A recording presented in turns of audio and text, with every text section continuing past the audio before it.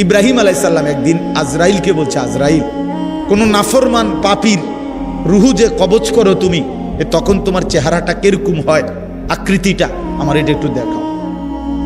হযরত ইব্রাহিম আলাইহিস সালামকে আজরাইল বলছে, আল্লাহর কসম হে নবী, আপনি সহ্য করতে পারতেন না, আপনি এটা দেখতে চাইেন না। ইব্রাহিম আলাইহিস সালাম বললেন, না, আমার একটু হলেও দেখাও। তো আজরাইল এই বিভৎস আকৃতি, মানে নাফরমানের জান কবজ করার সময় উনার যে চেহারার আকৃতি হয়, এই চেহারাটা ধরে ইব্রাহিম আলাইহিস সালামকে দেখাইলেন। বিশ্বাস করেন, এই কিতাবে আছে, ইমাম কুরতুবীর কিতাব। ইব্রাহিম আলাইহিস সালাম একটা চিৎকার মাইরা বেহুশ হয়ে গেছে।